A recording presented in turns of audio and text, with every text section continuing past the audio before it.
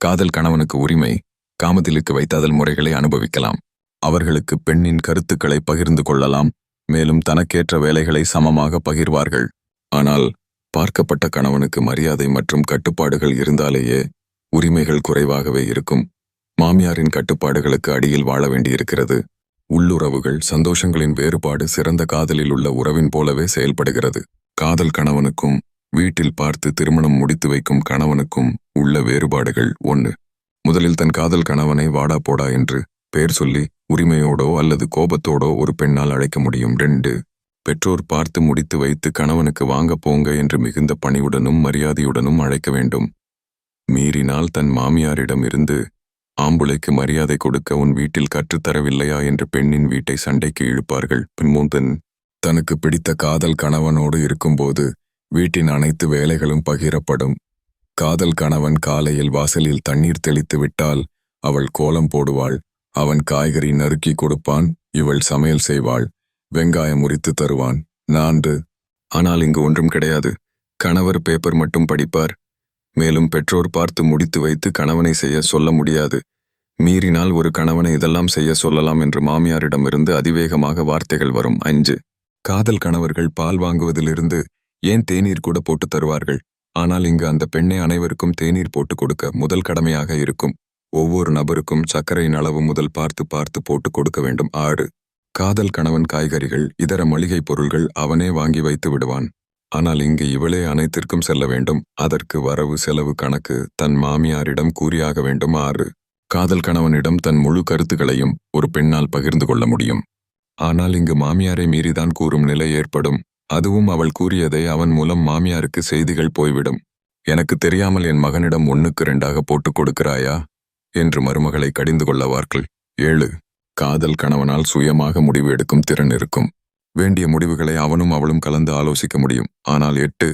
பெற்றோர் பார்த்து முடித்து வைத்து கணவனுக்கு அந்த திறமை இருக்காது. ஏனென்றால் அவன் பெற்றோர்கள் அனைத்து முடிவுகளும் எடுப்பார்கள். மனைவியின் கருத்து சரியாக இருந்தாலும் அதை வேண்டுமென்று புறக்கணிப்பார்கள். மனைவியின் கருத்து எடுபடாது அல்லது மதிக்கப்படாது. 9. காதல் கணவனுக்கு பகுத்து அறியும் திறன் இருக்கும். ஆனால் இவனுக்கு சுயமாக யோசிக்கும் திறன் இருக்காது. அனைத்தையும் தன் பெற்றோர்கள் பார்த்து கொள்வார்கள் என்று வளர்க்கப்பட்டிருப்பான். 10. காதல் கணவன் தன் தாய், சகோதரி பொய்யாக தன் மனைவியிடம் சண்டையிட்டால் சாதுரியமாக தன் மனைவியை விட்டு கொடுக்காமல் பாதுகாக்கும் திறன் இருக்கும். 11.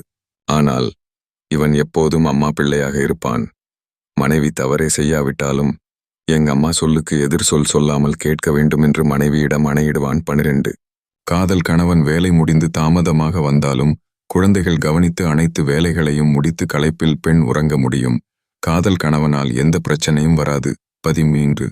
ஆனால் இங்கு அவன் வரும் முறை அந்த பெண்ணிற்கு உணவு உண்ணக்கூட அனுமதி இல்லை. அவள் குழந்தைகளை கவனித்து மற்ற வேலைகளை செய்து களைத்திருந்தாலும் காத்திருக்க வேண்டும். அடுத்த நாள் அவளே அதிகாலை எழுந்து வேலைகளையும் செய்தாக வேண்டும். 14. காதல் கணவனின் வேண்டும் தொலைக்காட்சி நிகழ்ச்சிகளை பார்க்க அனுமதி உண்டு. ஆனால் இங்கு மாமியாரின் நிகழ்ச்சிகள் தான் முக்கியம். 15. காதல் கணவன் துவைத்த துணிகளை அவனே காய போட்டு எடுத்து மடித்து வைத்து விடுவான்.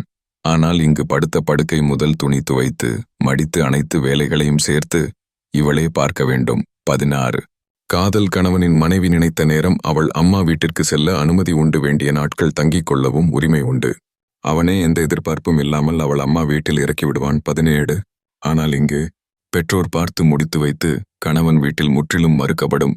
பெண்ணின் பெற்றோர்கள் தன் மகளை அழைக்க தன் மகளின் மாமியார் கணவனிடம் உரிய பணிவிடைகள் செய்து அழைக்க வேண்டும். இருந்தாலும் மறுக்கப்பட்டு வேண்ட வெறுப்பாக அனுமதி கிடைக்கும். அதுவும் ஒரு சில நாட்களுக்கு. முக்கிய விசேஷங்களுக்கு மாமியார் வீட்டில் கொண்டப்பட வேண்டும். 18. மேலும் மாமியார் வீட்டில் கணவனின் சகோதரிகளுக்கு அதிக முக்கியத்துவம் அளிக்கப்படும். இவள் அவர்களுக்கு பணிவிடை செய்து கொண்டே இருக்க வேண்டும். 19. மேலும் மாமியார் வீட்டில் தன் கணவனின் சகோதரர்கள் குழந்தைகளுக்கு மட்டுமே முக்கியத்துவம் அளிப்பார்கள். தன் குழந்தையை புறக்கணிப்பார்கள். கணவன் வரும்போது மட்டும் கவனிப்பது போல் நடிக்கவும் செய்வார்கள்.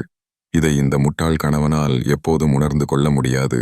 ஏனென்றால் அவனின் மூளை இவர்களின் பொய்யான ஆதரவால் மழுங்கிவிட்டது. மீண்டும் வேலை செய்யாது. 20. மொத்தத்தில் காதல் கணவன் சாதாரண வீட்டில் இருந்தாலும் ஒரு பெண்ணால் கால் மேல் கால் போட்டு ஒரு ராணியாக வாழ முடியும். ஆனால் இங்கு பெற்றோர் பார்த்து முடித்து வைக்கும் மாளிகை வீடாக இருந்தாலும் முட்டாள் கணவனுக்கும் அவர்கள் குடும்பத்தாருக்கும் நாள்தோறும் ஒரு இலவச வேலைக்காரியாக